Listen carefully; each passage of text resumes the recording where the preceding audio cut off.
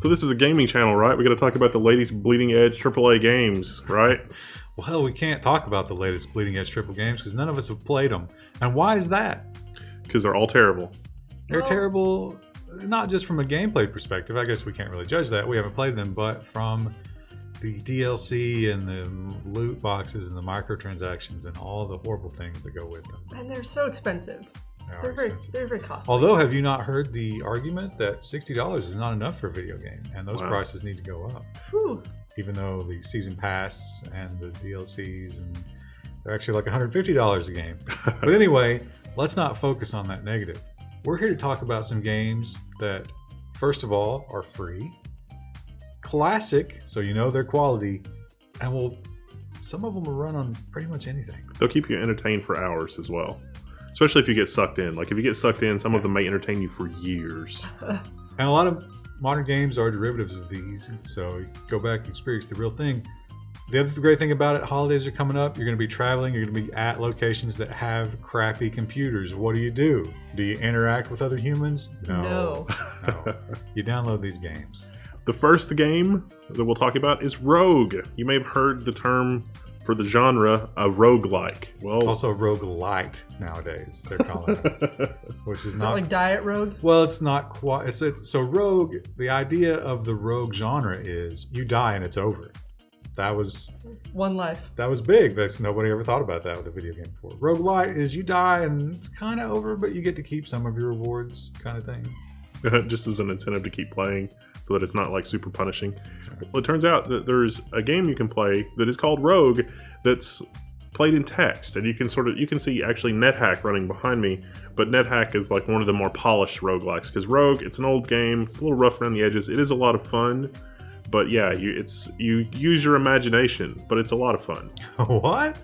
I can't do that. So a lot of these games we're going to talk about have little to no graphical fidelity.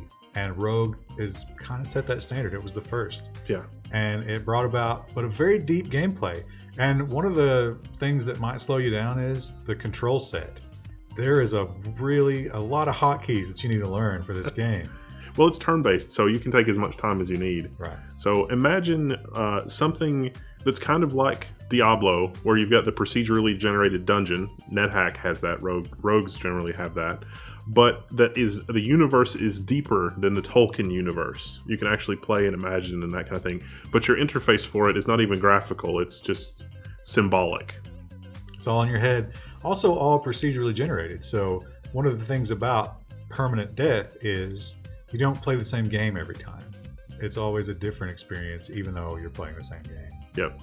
If you ever wanted to go on a dungeon crawler, as the nerd class, that's an option in NetHack Plus. You can be a nerd. You can wield the source. Your personal quest is to find a source and confront Bill Gates and some other stuff like that.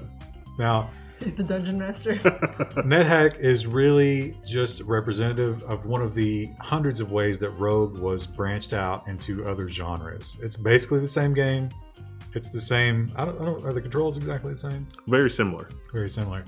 But a lot of people have done Rogue except in X universe, and NetHack is a great example of that. There's NetTrek. There's even a version of Doom that can be played as Rogue. So. See, I don't think that would be particularly interesting, but I mean, your taste may vary. Yeah. When you go down this rabbit hole, it is going to keep you entertained for days, if not weeks. And if you get sucked into NetHack, years. You can play that for years. Now, it is the same in terms of, permadeath, no graphical fidelity. Some of these games have tile sets, which mostly they use ASCII characters, but you can get tile sets if that's too unnerving to you. But again, we got to warn you, if you don't have any imagination, don't go this route. It is a lot of fun. Your imagination can run these games at 60 FPS. Beautiful graphics. Well, they are turn-based, so it's if you've ever played Pixel Dungeon on like your phone, Android device, that is a higher fidelity version of these. It's a similar experience as Pixel Dungeon, but lower fidelity graphics and deeper story, like Tolkien level deepness in terms of story. Also, we should mention difficulty, because games like Dark Souls and Cuphead, we just recently played Cuphead on the stream, very difficult. people are into the difficult genre, these games are difficult. Yeah. Very difficult. There's a lot of stuff to micromanage in these kind of games. Yeah. Well, there's a lot of times it's just RNG. Like, Yeah. I'm about to die. Do I drink this unidentified potion? Might kill me, might save me. Who knows? But that's a fun story that plays out. Now, these are Rogue and NetHack, they're kind of the same thing, but there's another classic game that's also text-based called Zork. Zork is a text adventure, and Zork has been ported to everything. There's the asterisk phone system. If you'd like to play Zork by dialing numbers into your phone, you can play Zork by dialing numbers into your phone. It's a text adventure where you literally read what's happening on the screen and you type out what you want to do. Yeah. Well, I guess kind of reminiscent. You remember like the old King's Quest games? Mm-hmm. But they were somewhat limited. Like you can't type literally everything. It can't interpret everything. It'll tell you. It'll give you a prompt that says, Yeah. I don't understand you. Try something else. And those get really annoying. But sometimes you can think out of the box, and the game does have that branch in there. It's like, I wonder if anybody will ever think of this. Yes. And you're surprised, like, oh It'll my reward you God, for that, yeah. I can't believe that worked. And those are really amazing moments. It's like playing a novel. It really is. And again, Zork, the story is very deep, perhaps not as deep as some of the other stories, but it is very entertaining and it is very fun to experience.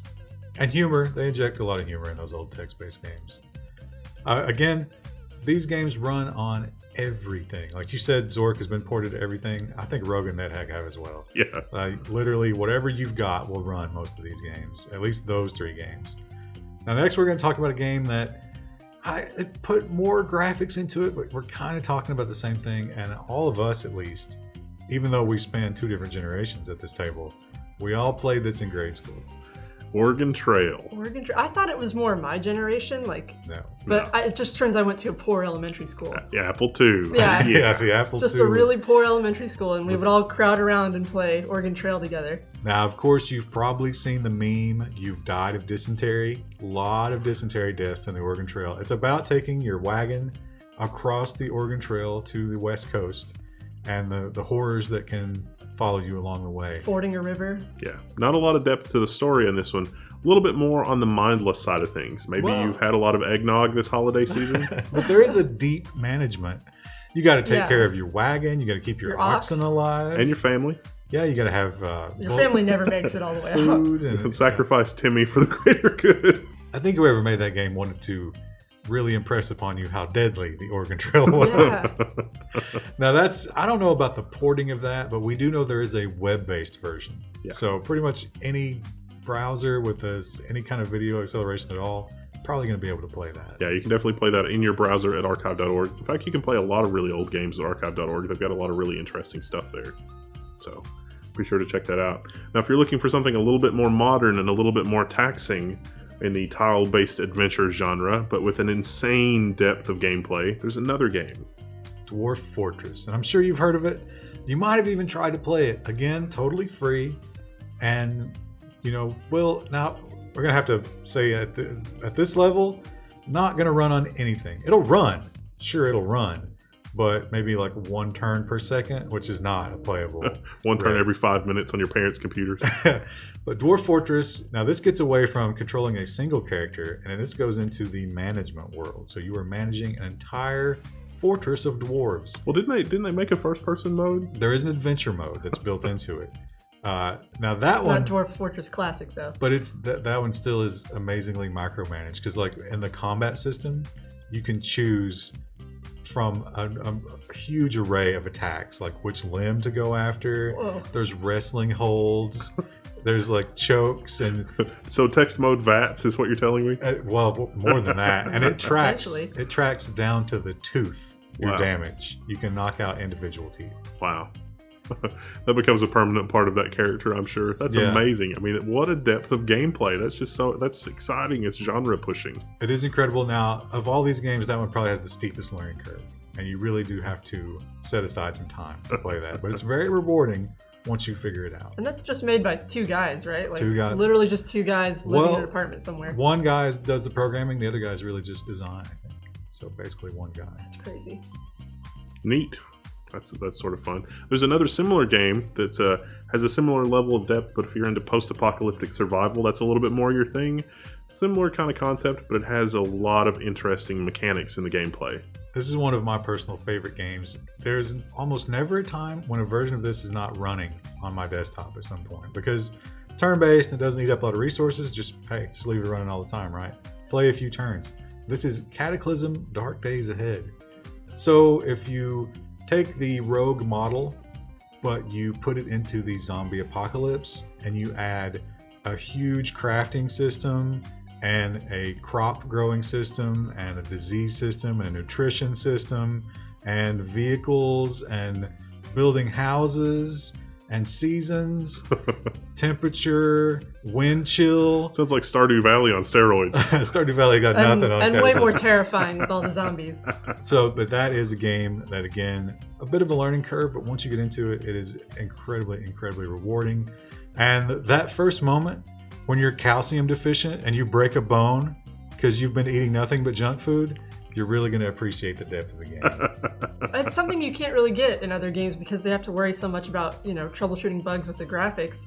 You can program in all these interactions with, I need nutrients, I need this, I need that. I can tear apart this and make a sleeping bag. I can't just eat that kobold. I've got to actually get a proper nutrition. Yeah. You got to boil your water because you will get bugs from the river dysentery. Water. So there's another one that, with all of those systems they've added, it does add into the system requirements, but I think you could get away with a pretty crappy system around that. Probably. And then this one is one that's maybe more modern. If you've played all these and you're like, well, I don't really want to play these again. If you're looking for one that kind of parodies the genre, this is one that I grew up playing in the days of Flash on a browser. These were all on homestarrunner.com. And it's Thy Dungeon Man and Thy Dungeon Man 2. Those are both great games. They're the same text-based kind of thing where you type in you land in a dungeon, directions are north, south, east, and Dennis. And that's the whole thing is just making fun of the genre. And if you try to do something, it'll tell you can't do that, and it'll make fun of you. And I love that kind of thing. It's like having GLaDOS from Portal. Continually harassing you in a text adventure. While you're trying to do your text adventure. They're really good games, and they're still up on homestarrunner.com. Now, we talked about Pixel Dungeon, and that is a great, if you're like, I don't know if I would like this stuff, grab Pixel Dungeon on your phone. It's free. But there are also a ton of mobile games that use this same kind of, again, roguelike is the key word here. There are also, as we said, a billion iterations of Rogue for every little niche. Matt, can you imagine how many anime rogues there are? Oh. I bet there are so many. Yeah. Those might not be G-rated. You might want to play those around your family at Christmas time. But if you are fed up with the gaming scene, as you should, and you're not buying modern games, as you should not be buying anything with loot boxes and all this crap, then maybe go back in time, relive the classics this Christmas. NetHack Plus, it's a crazy amount of fun. Definitely give it a try. And if I shouldn't even say if, when you decide you need to tell us about your favorite roguelike iteration and the weird anime one that you're into, tell us in the comments. We might have never heard of it. Maybe screenshots would be good because they could post those in the forum. I don't know. But should we be inviting those people to the forum? It's an exclusive club and you're invited. Forum.level1text.com. There's just kind of enough anime in the forum as There's it is. a lot. There's a lot. That's where we're gonna go now. Post your anime. We've jabbered on long enough. If you got an obscure game that you like and enjoy that's still available, maybe it's open source, whatever. Yeah, it'd be fun to hear about. Maybe one that doesn't even fit with ones that we've talked about. I don't know what else there is. Got to be better than Battlefront 2, right? One would think. I mean, come on. I can't wait until somebody adapts NetHack for the first-person shooter genre or the Diablo genre. That'd probably be a lot of fun. They're turning Diablo into a front-end engine for NetHack. Well, they did the Doom. Yeah, the Doom. Now, here's the question. How long would it take Disney to sue if somebody did Star Wars NetHack? 30 seconds. Maybe 45. They've probably got lawyers who are just underfed, chained in a basement somewhere looking for it right now. just trolling the internet. Yeah, I don't know. All right, over and out. We'll see you later. Bye.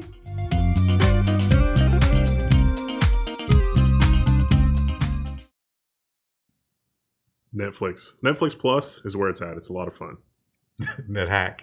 Netflix. Oh my god.